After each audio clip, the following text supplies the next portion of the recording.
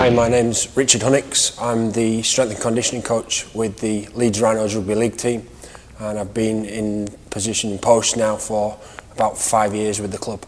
So a typical circuit or weight session for the Rhinos players would depend very much on the time of year that they're training. So in pre-season we tend to use split sessions, so they'll be working on lower body only or upper body only, with a relatively high volume of training through the pre-season period. That's when we get our hypertrophy gains, our size gains on players if we were looking for that, or get a real volume of work into them. As the competitive season begins, we're playing weekly, so we're almost running at sub-maximal and maintaining the players and looking to just drip feed bits of weight training into them as we go. So the session content changes slightly, and we use a variety of compound exercises to strength maintain throughout the season, or to try and develop on as we go through that. So that would be an integrated session, perhaps 2 upper body lifts with 2 lower body lifts, with some what we would call prehab based exercises in there, or generally assistant exercises. So if players have weaknesses that we need to address, we'd add those into the weight session as they go along. And for each player we would specify what they need on a monthly basis. We would have rest weeks or down weeks where we change the training and do something a little bit different to keep them interested, and then throughout the year look to progress so that we're peaking in the playoffs and the players are still fresh and feeling ready to go in that key time of the year. The physical attributes of a rugby league player, in particular a Leeds Rhinos player, they must have a good aerobic capacity and anaerobic capacity. From a gym resistance point of view, we look for strength as a massive prerequisite. The fundamental strength of an athlete is a real indicator against their robustness to injury. We're looking for players that can play week after week, year after year in Super League at such a high level. So robustness to injury is massive. If you don't have basic strength, it's very, very difficult to develop anything else. So the baseline strength develops then power, and from that we look at the speed and athleticism of our athletes as an important overall package. Often people go, particularly in rugby, relate size to being a huge factor. Within rugby league we do have big players, but certainly we're looking for the best athlete within the group, and those attributes, speed, strength, power, agility, are all prerequisites to the overall package of being a Super League player at the highest level.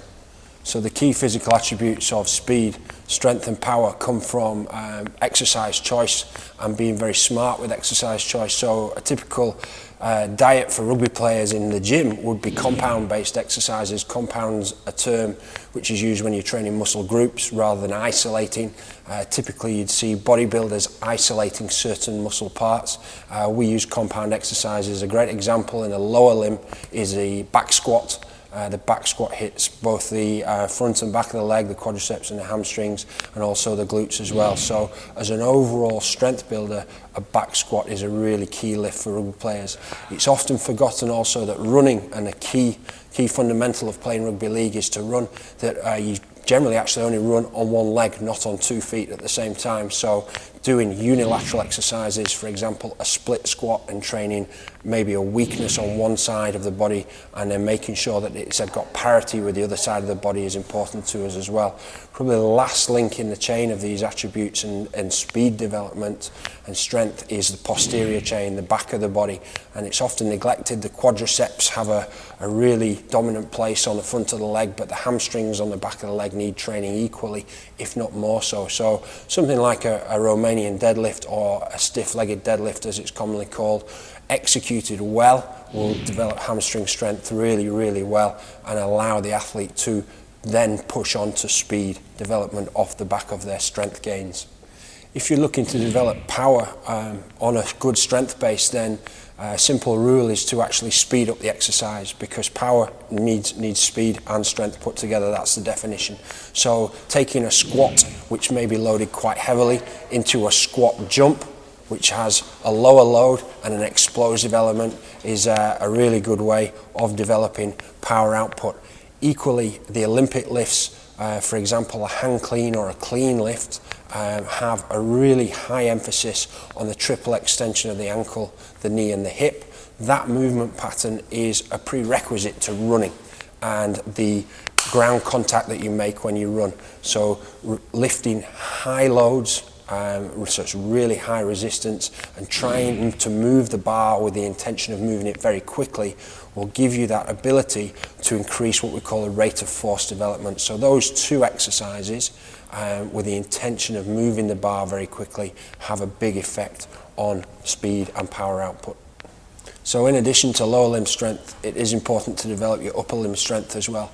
It's often a misconception that plenty of bench pressing or pushing weights is of massive benefit to athletes. Yes, that has a part to play in the rugby league players' training routine, but also a pull element as well. So we incorporate exercises like chins, so wide grip pull-ups, narrow grip pull-ups, horizontal rows, pulling up under the bars, to develop back strength almost as importantly, if not more, as much as push strength. That in turn helps health of the shoulder and makes our physios team life a lot easier. And we're offering again that overall package of trying to make an injury-free, robust athlete who can continue to play week in, week out.